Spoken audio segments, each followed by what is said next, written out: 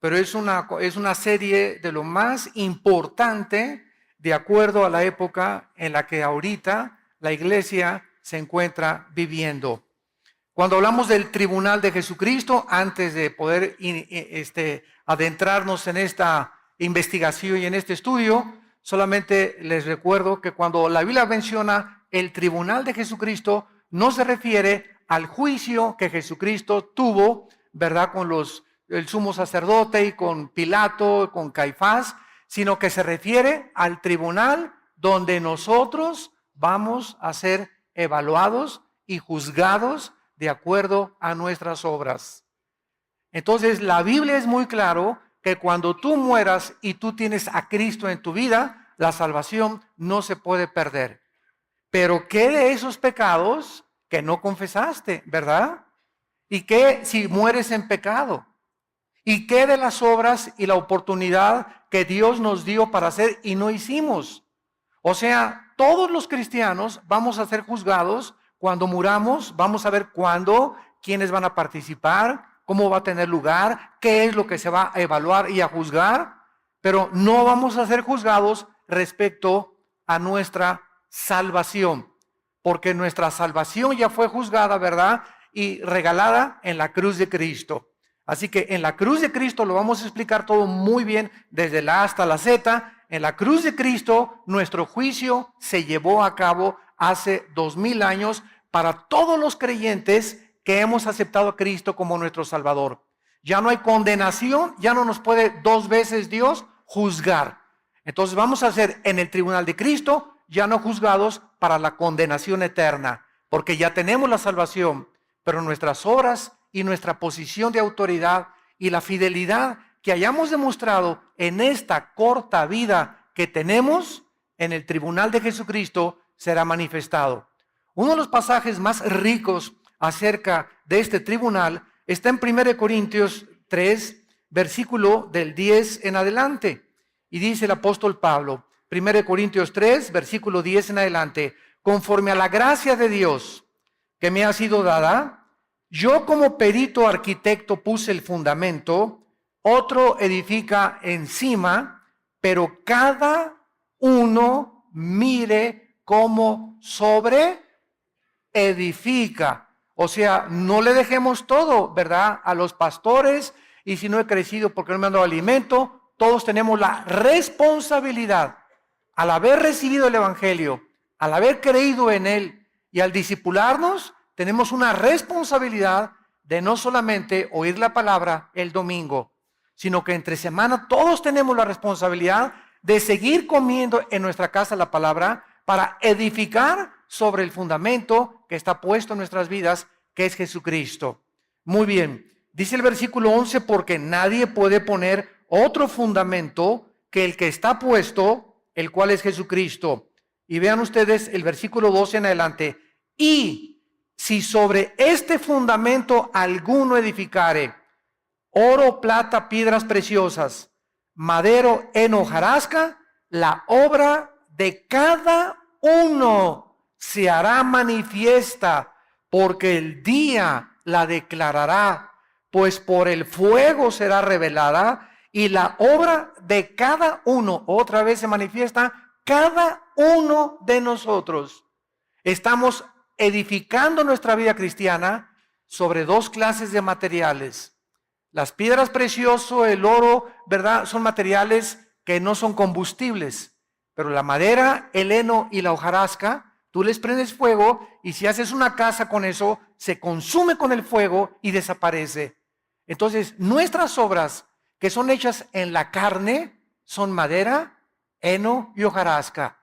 Todo lo que hayamos hecho por conveniencia, por manipulación, por necesidad o por, como dicen, voy a ayunar para que Dios me sane a mi hijo, espérame tantito. Entonces, ¿qué Dios es un Dios falta de misericordia que está esperando para que y le digas, mira, Señor, tengo 3 días sin comer, ¿ya te puedes compadecer de mí, Señor? ¿Ahora sí me puedes sanar a mi hijo? Dios no es ese Dios, no es el Dios que la Biblia anuncia. El ayuno no es para torcerle la mano a Dios o para forzar a Dios a que encuentre un trabajo, voy a ayunar. Para que mi esposa regrese, voy a ayunar. Ayunamos para poder tener un tiempo a solas con Dios y discernir su voluntad y su dirección. Voy a ayunar para que me dé sabiduría a Dios. ¿Cómo tratar con mi hijo? Así sí, pero nunca ayunen. Voy a ayunar para que México sea salvo. Voy a ayunar para que esto se arregle. Oye, Dios no quiere sacrificios. Discúlpame, Dios no quiere ya sacrificios, quiere obediencia. Y nuestra obediencia es la mejor manera en la que Dios contesta nuestras oraciones inmediatamente. Entonces, aquí se nos habla que estamos edificando con diferentes materiales nuestra vida.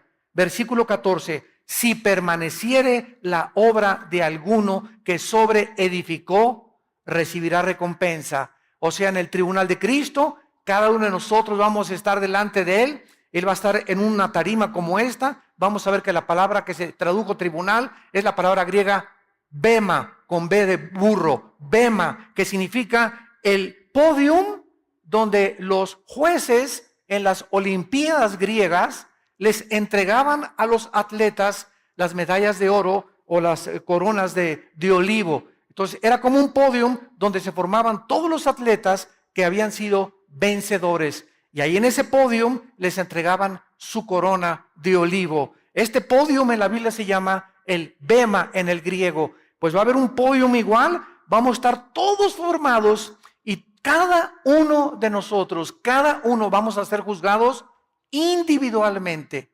A cada uno de nosotros Dios va a manifestar lo que hicimos, lo que dejamos de hacer, nuestra fidelidad, nuestra hipocresía, lo que escondimos debajo del colchón, etcétera, etcétera. Ahí será manifestado públicamente en la luz. Y cada quien va a recibir lo que haya hecho o lo que haya guardado para Dios. Si la obra, versículo 15, de alguno se quemare, él sufrirá pérdida. Si bien él mismo será salvo, aunque así como por fuego. ¿No sabéis que sois el templo de Dios y que el Espíritu mora en vosotros? Si alguno destruye el templo de Dios, Dios le destruirá a él, porque el templo de Dios, el cual sois vosotros, santo es. Vean ahora 2 de Corintios, capítulo 5. 2 de Corintios, capítulo 5, versículo 10. Vamos a tratar de leer algunos versículos para establecer nuestro fundamento teológico. 2 de Corintios 5:10. Porque es necesario que todos nosotros, cuando Pablo dice todos nosotros, ¿de qué está hablando? De los cristianos. Aquí no está incluyendo a los no cristianos. Lo vamos a ver más adelante. Es necesario que todos nosotros, está hablándole a la iglesia, comparezcamos, y ahí está el bema, que se tradujo el tribunal de Jesucristo, para que cada uno reciba según lo que haya hecho mientras estaba en el cuerpo, sea bueno o sea malo. En este tribunal, en este juicio de los cristianos, todos nosotros vamos a recibir lo que hayamos hecho mientras estábamos en esta corta vida, desde que te convertiste hasta tu muerte. Ya antes de nuestra conversión, ningún pecado, que abortaste 5 veces, que mataste a 30 personas, que te decían la leona de Santa Julia, que te decían, ¿verdad?, lo peor. Antes de nuestra conversión, todos nuestros pecados han sido eternamente borrados. De nuestra conversión a nuestra muerte, nuestras obras comienzan a ser tomadas en cuenta.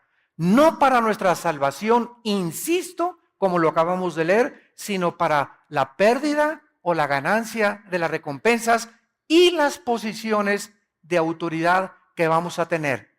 En otras palabras, en la otra vida, después del tribunal de Cristo, muchos van a sentarse con Cristo cuando las naciones sean reestructuradas y desde Jerusalén Cristo comience a gobernar y otras galaxias sean pobladas también, y Dios nos mande a otra galaxia como gobernador de alguna, de Andrómeda o no sé de qué otra galaxia, otro nombre que le ponga a Dios, o presidente, el nuevo presidente de México, etcétera, etcétera, donde ya no va a haber PRD, ni PAN, ni PRI, ni partidos políticos.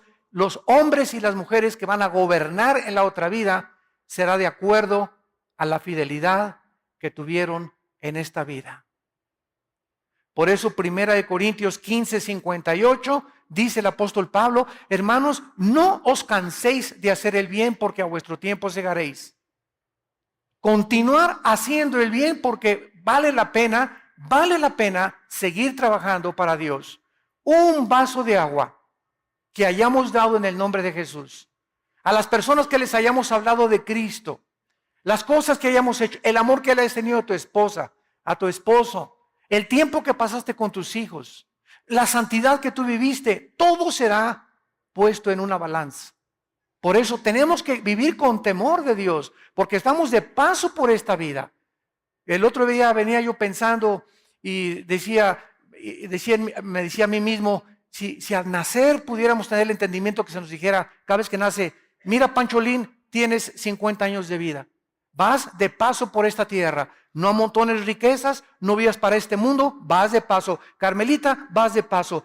Si desde que nacemos tuviéramos la conciencia que vamos de paso, pues no haríamos, ¿verdad?, muchas veces lo que creemos que hacemos. Los jóvenes creen que la vida la tienen para ellos y que pueden tomar drogas y emborracharse y embarazar a la novia, y la novia se deja embarazar y se deja manosear por el novio y se divorcia uno y se va con otra buscando aquí el agua feliz, la otra también se divorcia uno buscando que haga feliz, y todos los seres humanos viven como animales sin saber que está establecido un juicio y que desde el momento que Dios levantó a Cristo entre los muertos, nos garantiza que nosotros vamos a volver a vivir y vamos a ser juzgados en un día que se llama el día de Cristo o el tribunal de Cristo.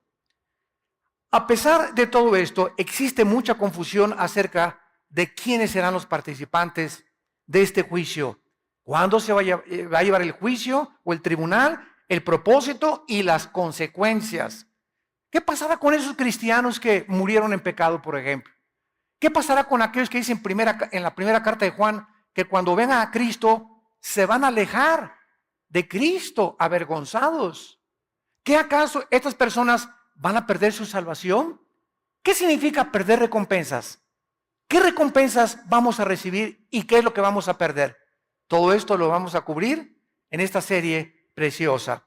Muy bien, en este tribunal no habrá, vuelvo a insistir, ninguna condenación ni castigo judicial para los pecados de los cristianos confesados o no confesados.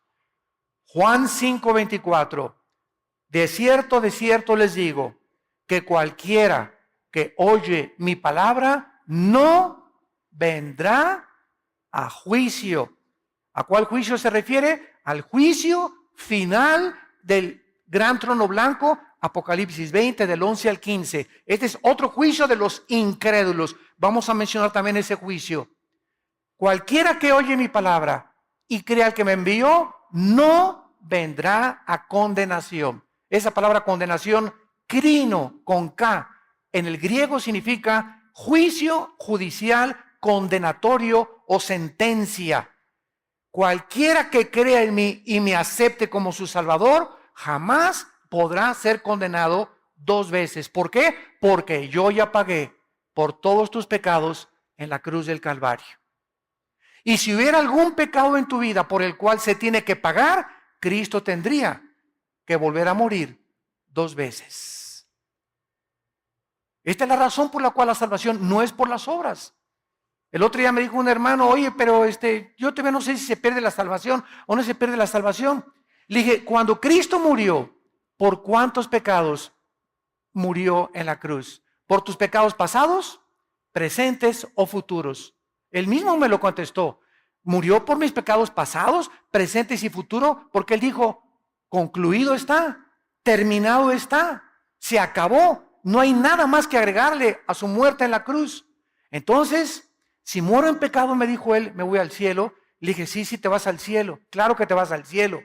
Pero, ¿sabes una cosa? Después vas a ser en el tribunal de Cristo, vas a enfrentar esos pecados. Y vamos a ver en esta serie cuáles son las consecuencias de cristianos que creen que como no se pierde la salvación, pueden vivir con libertad o con libertinaje. Dice Gálatas 5:10, a libertad fuimos llamados, solamente que no usemos como ocasión de pecar la libertad que Dios nos ha dado. Romanos 6, que pues pecaremos para que la gracia de Dios abunde, de ninguna manera, dice el apóstol Pablo, porque los que hemos sido bautizados en Cristo, hemos sido bautizados en su muerte, en su sepultura y en su resurrección. Cualquier persona que diga, como no se pierde la salvación, voy a pecar, esa persona no es salva. Porque cuando eres salvo, esa gracia de Dios que nos es impartida por el Espíritu Santo, nos mueve a no querer pecar. Pecamos porque estamos en un cuerpo imperfecto y no hay nadie que no haya pecado más que Cristo. Pero cuando la gracia de Dios está en tu vida, ya no quieres pecar. Y cuando pecas, lloras y te frustras y te amargas y te sientes mal. ¿Qué hice, Dios mío? Antes de que tuviéramos a Cristo, pecabas como si comieras una concha, te la metes a la boca, te limpias la boca y dices, no he hecho nada. Dormías, ¿verdad? Como si nada. Y seguías pecando y pecando y pecando y matabas y fornicabas y pornografía y no tenías ningún sentimiento de culpa en tu corazón. ¿Por qué? Porque no tenías al Espíritu Santo. Pero cuando recibimos a Cristo, el Espíritu Santo entra a nuestra vida para convencernos, para no dejarnos ya tranquilos. Dice en Efesios, no apaguéis la obra del Espíritu Santo. Porque hay cristianos que si siguen pecando y siguen pecando y siguen pecando, llega un momento en que el Espíritu Santo, dice desde Génesis 6, mi espíritu no contenderá contra el hombre. El Espíritu Santo te deja, lo apagas dentro de ti. O sea, ¿qué significa que se apaga el Espíritu Santo? No significa que perdemos la salvación, significa que le quitamos el poder que Él nos quería dar para vivir para Dios. Las fuerzas que Él nos quería dar, las perdemos. El valor que Él nos quería dar para testificar, lo perdemos. Y como somos cristianos y vivimos en pecado, comenzamos a vivir tristes, frustrados, amargados, porque la persona más miserable de este mundo no son los no pecadores, sino los cristianos que viven en pecado.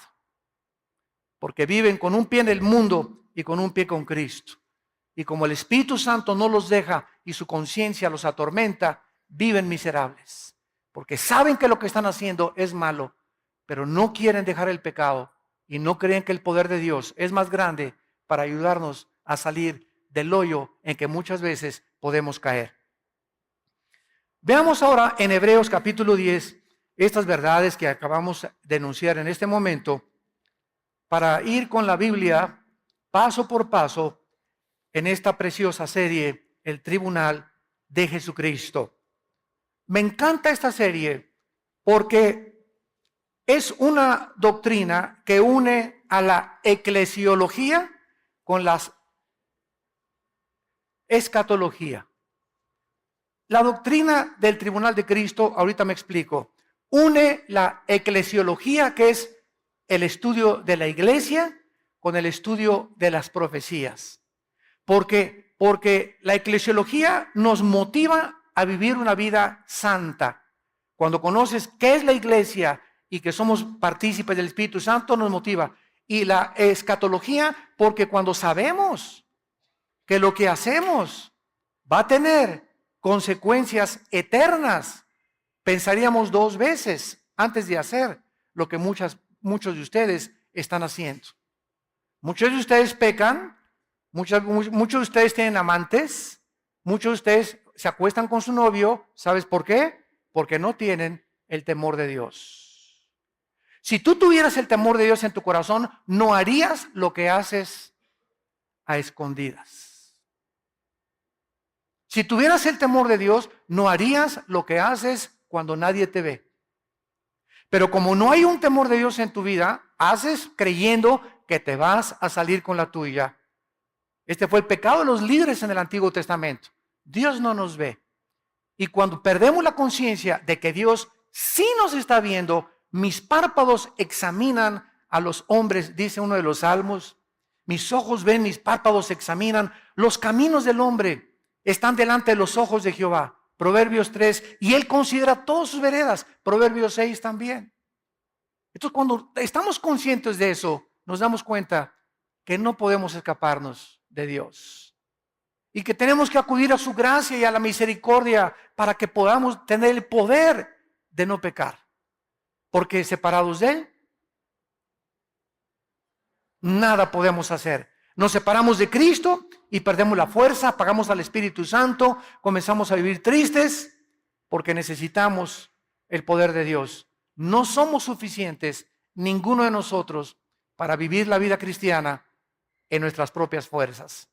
Dice en Hebreos 10, versículo 10. En esta voluntad somos santificados. O sea, la palabra santificado significa puestos aparte, separados del mundo. En la voluntad de Dios, nos ha Dios separado del mundo mediante la ofrenda del cuerpo de Jesucristo hecha una vez para siempre. Hecha una vez para siempre. Estos versículos me encanta enseñárselos y lo digo con mucho respeto a los curas católicos. O cuando tengo debates en la televisión con obispos o con personas de otra religión, ¿verdad? Porque siempre les pregunto, ¿qué es la misa? El 99% de las personas a las que tú les preguntes qué es la misa, no saben contestarte. O si te contestan, te van a decir, ¿es la Eucaristía? ¿O es ir allá y persinarse? Pero no saben que la misa, de acuerdo al Concilio de Trento, apúntalo, el Concilio de Trento es el sacrificio de Jesucristo por los vivos y por los muertos. ¿Qué es la misa? Es un sacrificio. Cuando el cura entra al altar dice, introibo al altare Dei, en latín. Me introduzco al altar de Dios. Le introibo al altare Dei, letiu quetificatet juventute meam, dice en latín. Me introduzco al altar de Dios a ofrecer sacrificio por los vivos y los muertos. De ahí las misas, las has oído, gregorianas. ¿Han oído ustedes de las misas gregorianas? ¿Qué son las misas gregorianas? Se murió don Pancho. Ya que se muere, vamos a pagar a la iglesia para que le dé una misa gregoriana, o sea, para que lo ayude a salir del purgatorio. Otra vez, vuelven a sacrificar a Cristo y con ese sacrificio, don Pancho ni nos oye. Pero estamos haciendo otro sacrificio, Dios, para que tengas misericordia, y don Pancho, si tenía 15,000 años en el purgatorio, que sean 10,000. Y si tienes dinero, le das 10 misas gregorianas y lo sacas en un mes a tu pariente. Cuando nosotros, amados santos, seguimos esta línea de lógica elemental, nos damos cuenta que perdida está la gente en la ignorancia. ¿Por qué lo hacen? Lo hacíamos nosotros porque no conocíamos las sagradas escrituras. En el Antiguo Testamento, los sacerdotes levíticos tenían la consigna, ellos sí, de ofrecer los sacrificios por el pueblo. Viene Cristo y se acaba el sacerdocio levítico. Y la iglesia romana se brincó la cruz y continuaron y han perpetuado el sacerdocio levítico, que ya no existe. Han hecho a un lado la cruz de Cristo y siguen ellos tratando de ser intercesores por nosotros. Y ya no hay, y dice en la Biblia católica y en cualquier Biblia, 1 Timoteo capítulo 2, no hay más que un intercesor entre Dios y los hombres, un mediador, Jesucristo hombre. Y lo dice Hebreos, el sacrificio de Cristo fue hecho una vez. Ellos, en cada realización de la misa, siguen matando a Cristo. Lo siguen ofreciendo. Esto es cuando levantan la Eucaristía y comienzan a hacer todo. Entonces se acerca la gente y les dan la hostia, que se llama la doctrina de la transubstanciación, donde bajo la bendición del sacerdote católico convierte eso en la sangre y en el cuerpo de Jesucristo. Y cuando la persona la toma, está recibiendo a Cristo. De lunes a viernes se le sale y lo vuelve a tomar el domingo. ¿Y qué dice la Biblia, verdad? Juan 1:12, a los que le recibieron, nos dio la potestad de ser hechos hijos de Dios. Lo recibimos una sola vez. Pero ellos, como creen que se sale, hay que volver a invitarlo y volver a sacrificarlo y volver a sacrificarlo y volver a sacrificarlo y volverte a dar a Cristo y volver a sacrificarlo y ven para acá para que vuelvas a recibir a Cristo, porque no saben que Él vive eternamente en nosotros. Dice en Efesios 1:13 y 14 que hemos sido sellados con el Espíritu Santo hasta el día de la redención, hasta el día de la resurrección. ¿Cómo nos ilumina la Biblia, verdad? Es maravillosa. Ahora viene el versículo 12, de ahí mismo de Hebreos 10, versículo 12. Pero Cristo, habiendo ofrecido otra vez, lo mismo dice el Espíritu Santo, una vez para siempre, un solo sacrificio. Cura católico que me escuchas, con mucho respeto, no quiero abusar, ¿verdad?, de este conocimiento, pero ya deja de sacrificar a Cristo. Ya no vuelvas a celebrar misa si me estás escuchando, porque estás diciéndole que el sacrificio de Cristo no fue suficiente. Hecho una vez para siempre, un solo sacrificio por los pecados, se ha sentado a la diestra de Dios. Versículo 13, de ahí en adelante, esperando hasta que sus enemigos sean puestos por estrado de sus pies, porque con una sola ofrenda, otra vez, una vez para siempre, una vez para siempre, una sola ofrenda, con una sola ofrenda, con el sacrificio de Cristo, bastó para hacernos. ¡Qué tremenda revelación! Perfectos.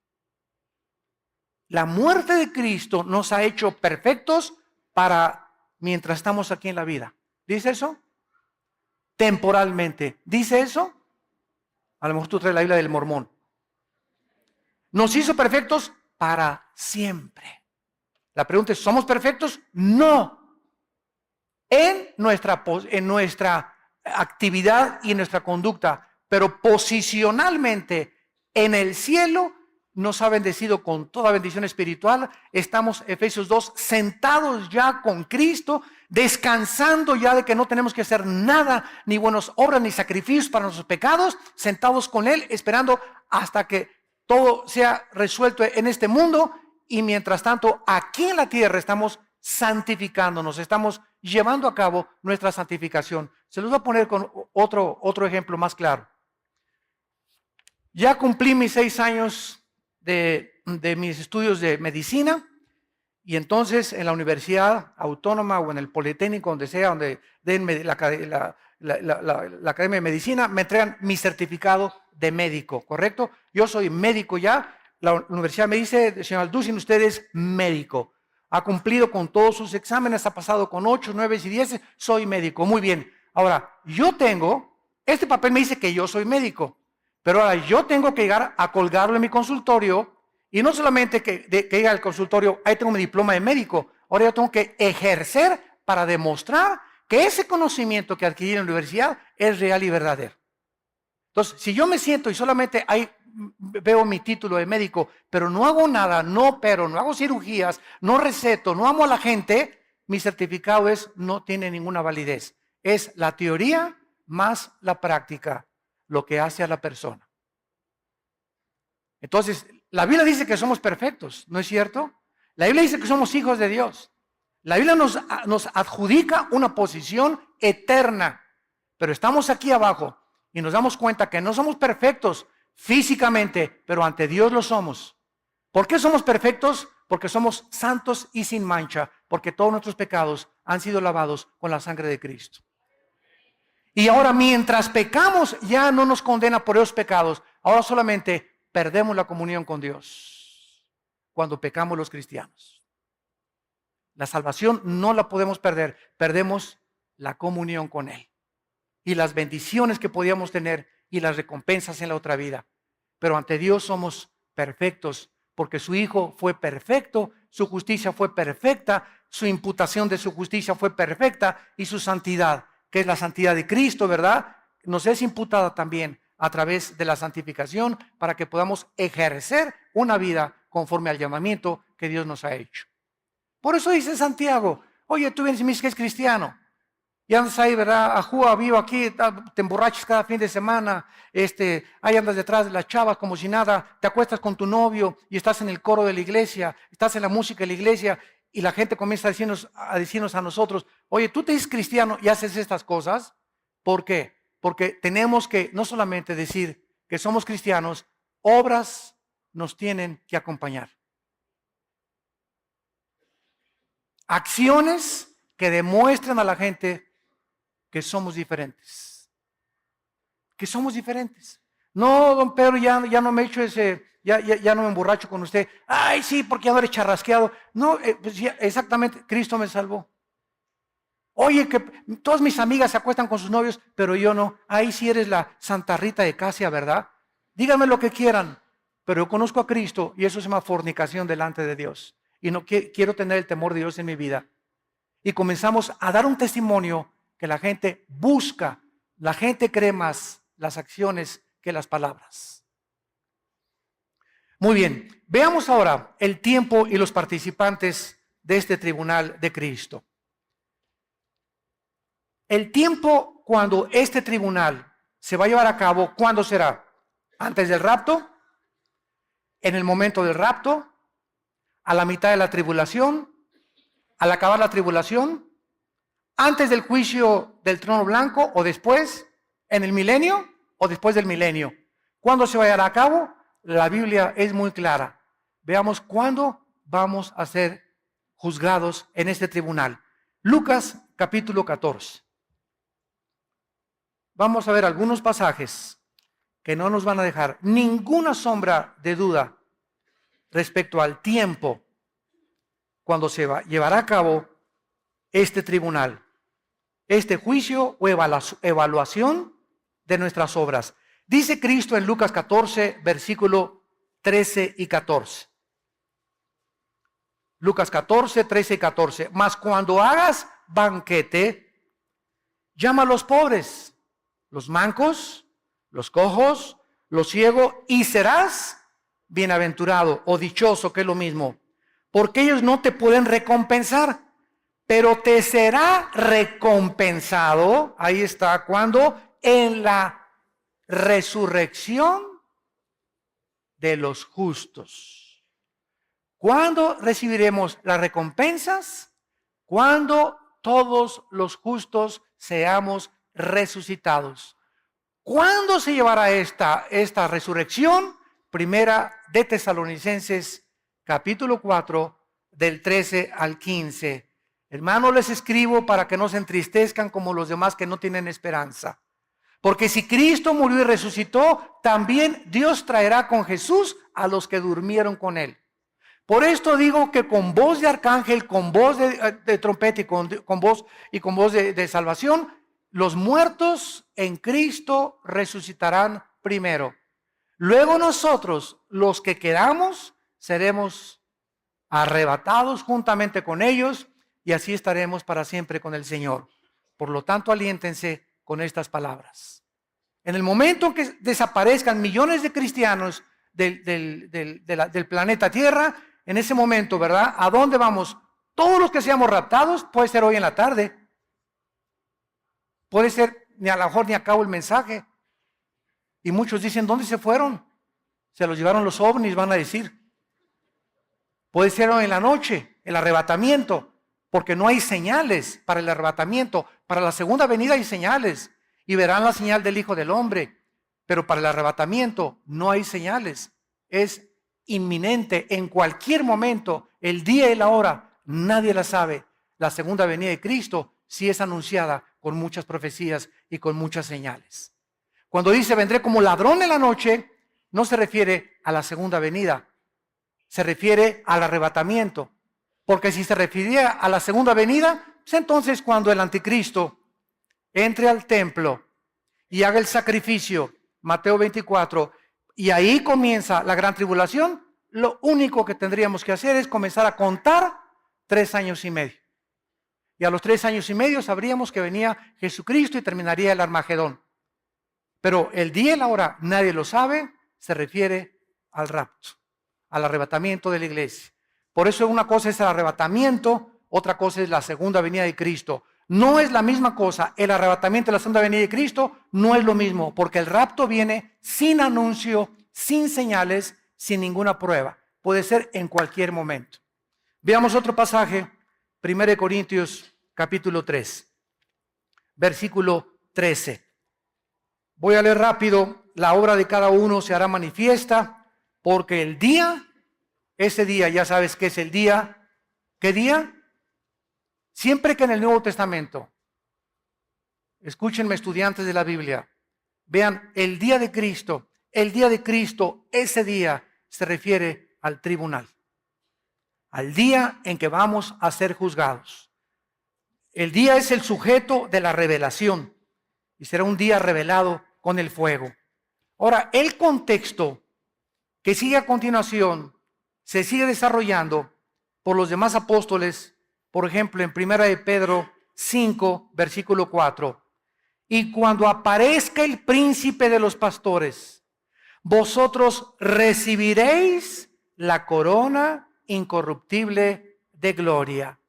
Filipenses capítulo 2, versículo 16. Asidos de la palabra de vida, para que en el día de Cristo, subrayen siempre que vean el día de Cristo en su Biblia, para que en el día de Cristo yo pueda gloriarme, dice Pablo, de que no he corrido en vano, ni en vano he trabajado.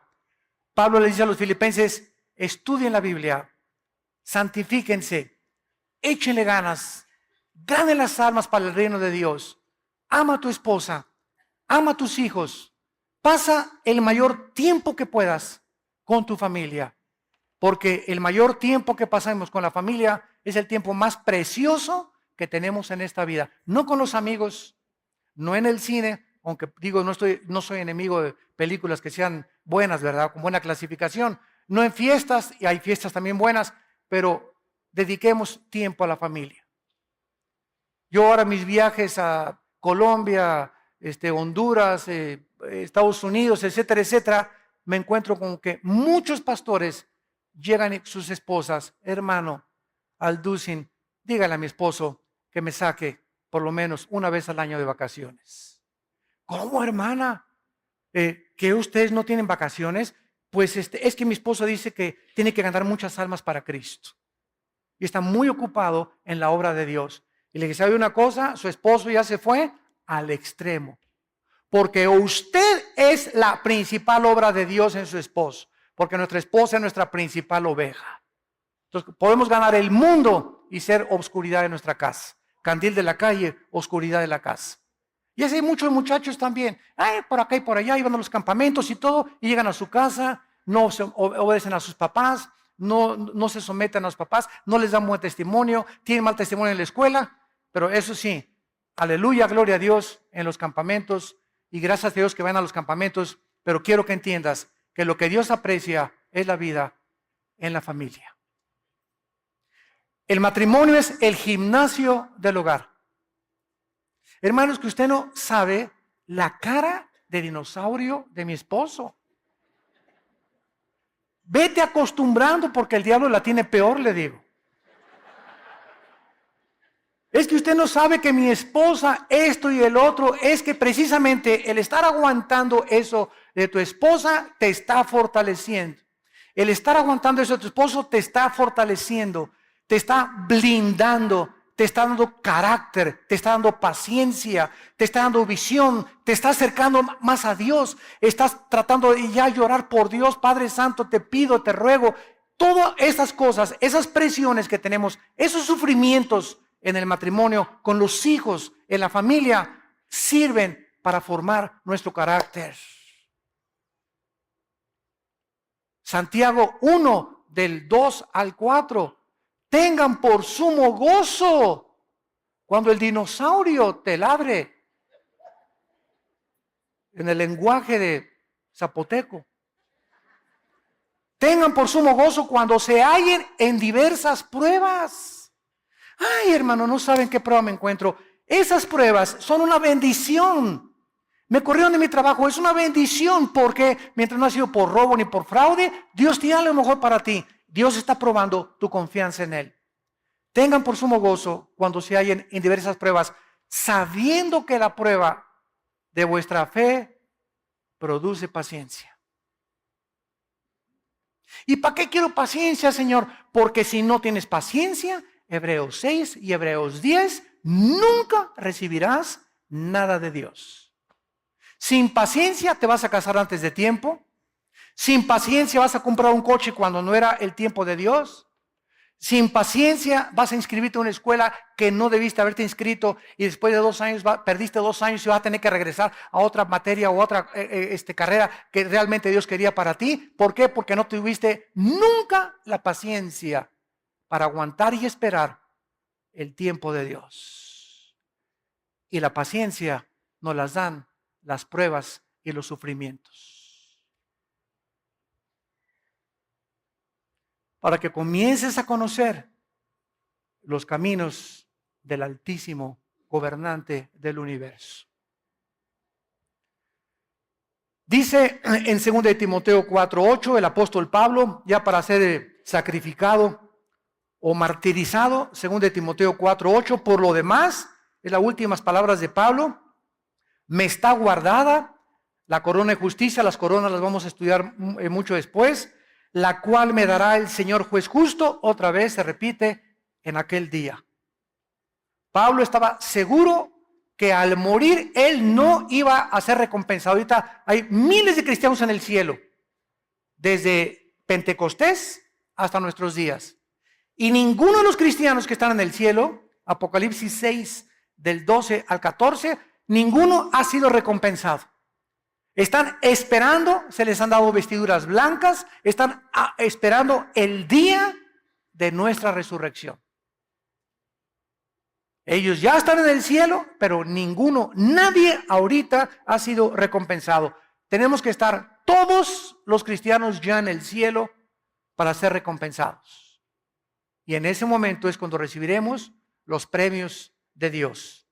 Así pues, las recompensas de los santos, para dejarlo claramente establecido, van a ser entre el arrebatamiento de la iglesia y la segunda venida de Cristo a la tierra. Entre el arrebatamiento de la iglesia y la segunda venida de Cristo va a haber un tiempo de 7 años de tribulación. Mientras la tribulación está aquí en la tierra, nosotros en el cielo estaremos siendo recompensados y ante el tribunal de Cristo. ¿Cómo lo sabemos? Porque en el capítulo 19 de Apocalipsis aparecen las bodas del Cordero. Y no podemos estar en las bodas del Cordero sin antes habernos presentado a ser evaluados y juzgados por nuestras obras mientras estábamos en el cuerpo. Ahora, para terminar, ¿quiénes van a estar en este tribunal? El hecho de que antes de la resurrección de los impíos no se va a llevar a cabo, nos revela que este juicio del tribunal de Cristo no incluye a los no creyentes. El tribunal de Cristo, el día de Cristo, el bema de Cristo, solamente los cristianos vamos a estar en este tribunal. Los no creyentes, cuando terminen los 7 años de tribulación y Cristo regrese al mundo, vamos a entrar a 1000 años, a un periodo de 1000 años de vacaciones aquí en la tierra, Isaías 65 y 66, Apocalipsis 20 y 21, y después del milenio, Apocalipsis 20 del 11 al 15, los no creyentes serán presentados, serán abiertos los libros de Dios y pasarán todos los no cristianos y ninguno va a estar hincado, estarán parados delante de Dios y serán echados al lago de fuego que arde con fuego y con azufre, que es la muerte segunda. En ese juicio, del juicio del gran trono blanco, nosotros ya fuimos juzgados por nuestras obras, no por la salvación, pero en el juicio de los no cristianos después del milenio, nosotros seremos el jurado. Los ángeles y los querubines estarán en el cielo cósmico de Dios y Dios demostrará que Él no va a mandar a nadie al infierno. ¿Cómo? Sí, se fueron solitos.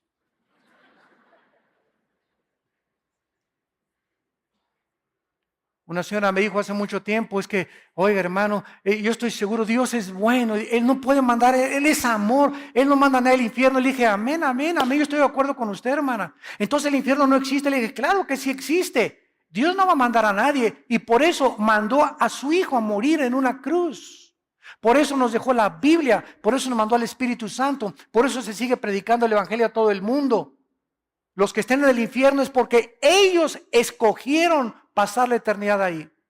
No pudieron vivir contentos con los santos en esta vida, no podrán estar contentos en el cielo con nosotros tampoco.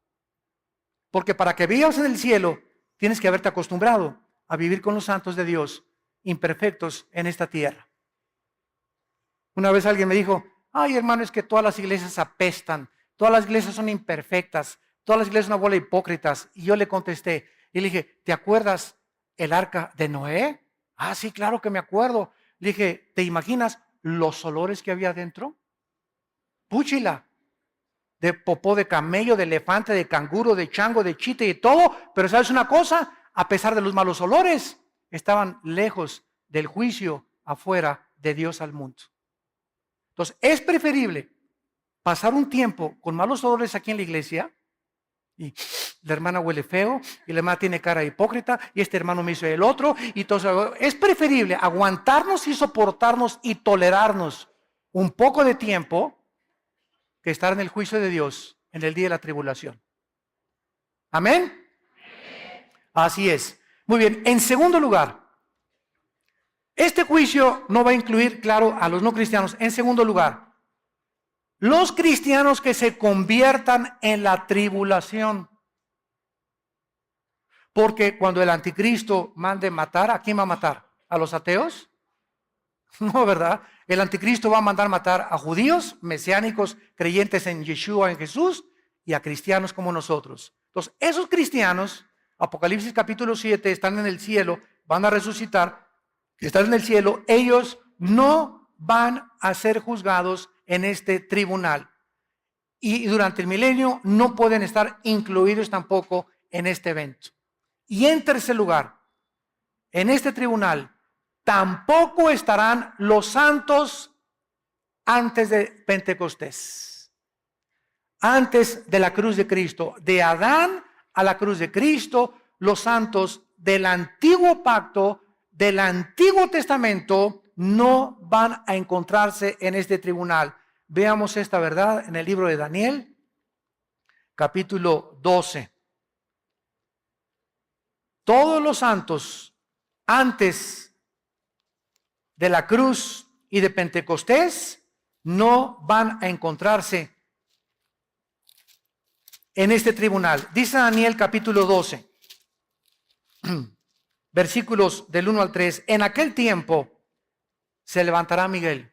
Está hablando del tiempo de la gran tribulación, de los años de la tribulación que se vienen sobre el mundo, donde tú y yo no vamos a estar. Gracias a Dios. Se levantará Miguel, el gran príncipe que está de parte de los hijos de tu pueblo. En la Biblia, el arcángel Miguel es el jefe de los ángeles en el cielo que defiende, ha defendido y se enfrentará con Satanás en Apocalipsis 12, versículo 12, para defender a Israel. El arcángel Miguel. Y aquí se levanta Miguel, ¿verdad? Dice, el que está de parte de tu pueblo. Y será tiempo de angustia. Aquí está profetizándose el tiempo de la gran tribulación, cual nunca fue desde que hubo gente hasta entonces. Por esto sabemos que no está hablando de una tribulación o un sufrimiento 70 años después de Cristo, cuando llegaron los romanos y no dejaron piedra sobre piedra. Aquí está hablando de una angustia que Cristo en Mateo 24 repitió, cual nunca la ha habido en la historia de la humanidad, que es la gran tribulación. En aquel tiempo será libertado tu pueblo, los que se hallen escritos en el libro, y muchos, no dice todos, aquí hay una resurrección parcial. Muchos de los que duermen en el polvo de la tierra serán despertados, unos para vida eterna y otros para vergüenza y confusión eterna. Aquí está situando la resurrección de los santos del Antiguo Testamento después de la gran tribulación. después de la gran tribulación. Entonces, todos estos santos antes del Antiguo Testamento no vivieron bajo el pacto de sangre que tú y yo hemos vivido. Los santos en el Antiguo Testamento no pueden ser recompensados iguales a nosotros. Nosotros hemos recibido mucho más que ellos. Cristo le dijo a dos ciudades, Corazín y Betsaida, si en Sodoma y Gomorra hubieran oído lo que ustedes han oído, en verdad les digo que en el día del juicio, y Cristo está hablando del trono blanco, no del tribunal de Cristo, el juicio de los malos, en el día del juicio el castigo será menos severo contra los sodomitas que contra ustedes, porque al que mucho se le da, mucho se le pide. Así que nosotros tenemos que ser juzgados con una vara mucho más grande con Dios, porque hemos recibido la gracia de Dios, al Espíritu Santo morando, haciendo su morada dentro de nuestro cuerpo. La revelación que tenemos, el conocimiento que tenemos de la Biblia es maravilloso. El otro día vi que un predicador dijo, es que no es necesario meterse que si los ángeles se metieron con las mujeres, que si esto y el otro, que si la salvación se pierde, hay que ganar las almas para Cristo. Espérame tantito, compañero, en las tribulaciones y el misterio de Cristo. Tenemos que estudiar toda la Biblia. Tenemos que enseñar toda la Biblia. No podemos concentrarnos solamente en algo. Qué lindo se oye. ¿Vamos a ganar las almas? Pues claro que las ganamos. Pero Pablo dijo, no he rehuido enseñarles todo el consejo de Dios. Tenemos que conocer el antiguo pacto, la gracia, el pacto de sangre, la tribulación, Ezequiel, Daniel. ¿Por qué hace esto Dios? ¿Por qué permitió las guerras? ¿Por qué David esto? ¿Por qué Salomón aquello? Tenemos que conocer todo para tener un espectro amplísimo de la mente de Dios. Y todavía al morir no nos bastará seguir estudiando el corazón de Dios. Así pues, no estarán ni los no creyentes, ni tampoco estarán los que se conviertan durante la tribulación, ni tampoco estarán los que vivieron antes de Cristo. En Romanos 14, versículo 10, dice el apóstol Pablo, ¿y tú por qué juzgas a tu hermano? ¿O tú también por qué menosprecias a tu hermano? Porque todos, y está hablando de los cristianos, compareceremos ante el tribunal de Jesucristo. Y vamos nosotros, escrito está, que toda rodilla se doblará y toda lengua confesará a Dios, de manera que cada uno de nosotros, versículo 12, cada uno dará a Dios cuenta de sí. Santo, santos de Dios, si hoy en media hora, hoy en la tarde, viniera Jesús por nosotros, ¿no te lamentarías y dirías, cómo es que yo creí que todavía tenía 2 años? Creí que me quedaban todavía 10 años de vida. Creí que me quedaban 5 meses más. Y así la muerte viene por nosotros en cualquier minuto, en cualquier segundo. Si estás tú consciente y crees realmente que Jesús resucitó y murió en nuestro lugar en la cruz, tu vida tiene que cambiar. Tu vida tiene que ser transformada por su poder. Tienes que vivir para Cristo y darle valor a las cosas que Dios les da valor. Tienes que desechar a las cosas que Dios les llama pecado. Tienes que enfrentar el mundo con una nueva perspectiva, con una nueva visión de qué es lo más importante. Es importante tu carrera, es importante lo que tú buscas, es importante que seas deportista. Todo es importante en la vida porque nos sirve en la vida.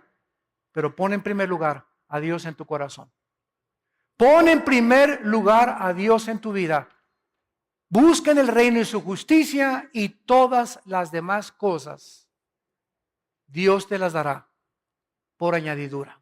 No pongas a tu novia en primer lugar, ni a tu esposa en primer lugar, ni siquiera a la esposa o a tu esposo, ni a tus hijos. Pon a Dios en primer lugar. ¿Por qué? Porque tu novia o tu novio, tu esposo o nuestros hijos no son para siempre. Algún día se va a morir tu mamá, tu esposo, tu esposa, tu hijo, tu perro, tu gato, tu loro, tu cotorro. Todo es temporal, pero cuando perdemos todo y tenemos a Dios, Él nos dará la fuerza para seguir viviendo. Porque hemos amado a Él antes que a cualquier cosa. Y quiero decirles algo, Dios va a probar nuestra fidelidad y nuestro amor a Él.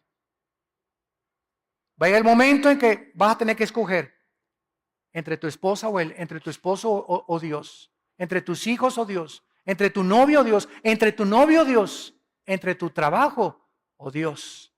Y es el momento más importante de la decisión, donde tu corazón se manifestará y darás cuenta a Dios si realmente le amas con todas tus fuerzas, con toda tu mente y con toda tu voluntad. Te damos gracias por tu palabra, Señor, en esta mañana. Te damos gracias, Señor, porque nos has llamado a vivir para ti y a conocerte. Porque no podemos poner otro fundamento sobre nuestra vida, el cual es Jesucristo. Y sobre este fundamento tenemos que edificar oro, plata y piedras preciosas. Obras que valgan la pena. Sacrificios que valgan la pena. Palabras que valgan la pena de bendición a la gente que nos rodea. Y mantener nuestra integridad delante de tu trono. Porque la obra de cada uno de nosotros, todo lo que hayamos hecho, será juzgado, será evaluado en el tribunal de tu Hijo Jesucristo, quien murió y resucitó para que nosotros ya no vivamos para nosotros mismos. Porque si vivimos, para Él vivimos, y si morimos, para Él morimos.